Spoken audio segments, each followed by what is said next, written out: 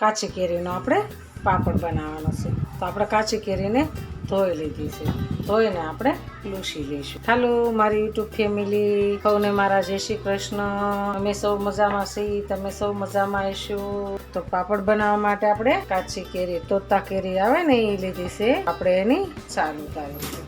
તો આપણે એની છાલ ઉતારવાની છે. આપણે સરસ નાના નાના પીસ કરી લીધા છે. તો આપણે બાફવા મૂકવાના છે. તો બાફવા મૂકવા માટે આપણે કુકર લઈશું. કુકરની મદદથી આપણે બાફવાના છે. તો આપણે અંદર એડ કરી દઈશું.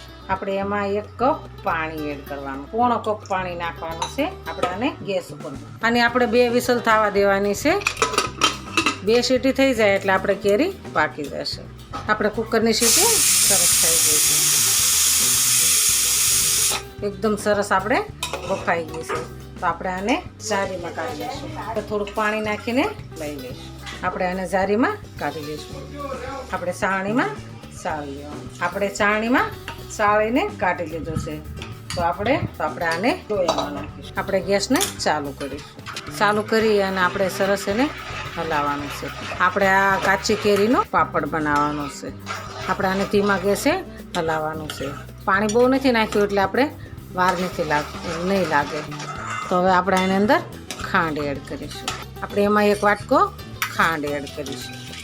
આપણે એની અંદર અડધી ચમચી અંચળ મીઠું નાખીશું. આપણે આને ધીમે ધીમે ગેસે હલાવ્યા કરવાનું છે. આપણે આમાં મસાલા જે નાખવા હોય ને એ નાખી શકાય છે, પણ આપણે આ સાદો જ પાપડ બનાવ્યો છે.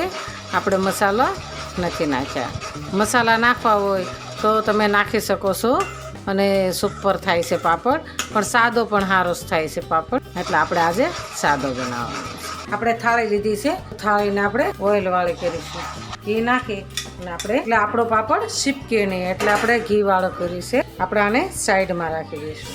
આપણે આને હલાવીશું. આપણે દેશી કેરી હોય તો આપણે જેટલી કેરી હોય ને એટલી જ ખાંડ લેવી પડે. બહુ ખાટી હોય છે. આપણે તોતા કેરી લીધી છે.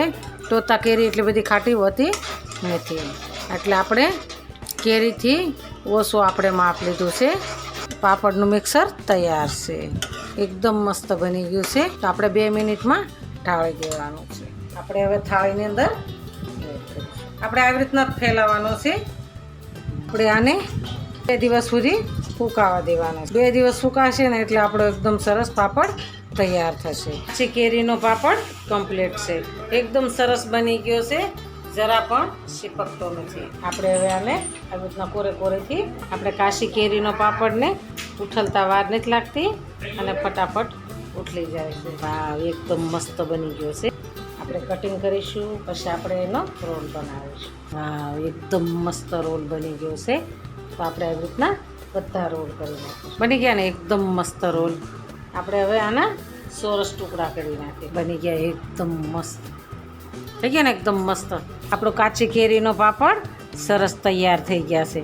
એકદમ મસ્ત બની ગયો છે. કાચના ટુકડા જેવો બન્યો છે. તો ખાવાની તો એવી મજા આવે. જો આ મારો વિડીયો ગમે તો લાઈક, શેર અને સબસ્ક્રાઈબ કરી દેજો. રાધે રાધે.